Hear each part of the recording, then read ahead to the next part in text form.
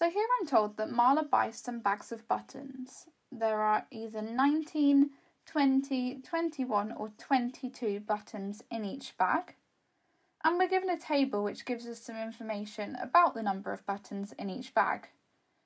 So in this column here we have the number of buttons in each bag, so the bags with 19 buttons, 20, 21, etc. And then we have the frequency in the right hand column, and this is the number of each type of bag that we have. So for example, there are 7 bags which have 20 buttons in. We're then told that the total number of buttons is 320, and we're asked to complete this table. Now here we're working with the total number of buttons. We're not working with the numbers or the frequency of bags. So in order to work out the total here, we need to look at the total frequency of buttons, the total number of buttons in these bags. So for example, if we have 7 bags with 20 buttons in, the total number of buttons here is going to be 7 multiplied by 20. And I can see this if I label the columns up. If we take this one to be X and then the frequency column to be F, if I then add on an FX column, this is going to be the total number of buttons looking at each bag individually. So, for example, if I take the second column, because it doesn't have an unknown in, I can simply do 20 multiplied by 7 to get me 140, which will go in this column. Similarly, 21 multiplied by 3, gives me an answer of 63.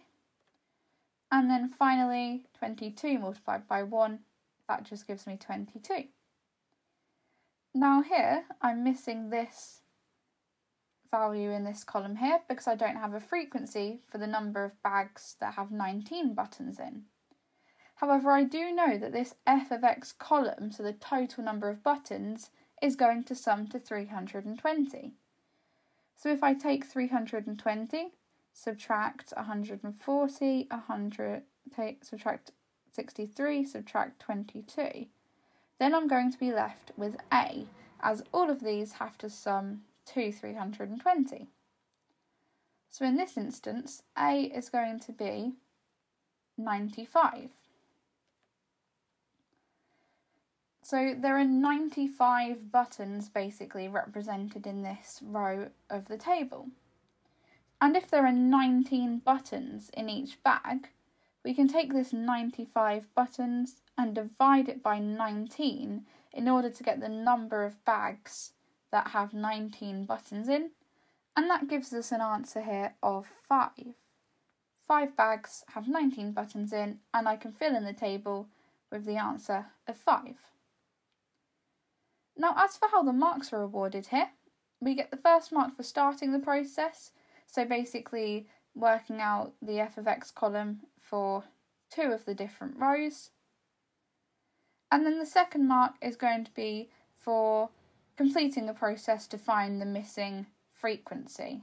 So when we kind of worked with this step here, dividing this by 19, that would gain us the second mark, and the third mark's for the final correct answer of 5.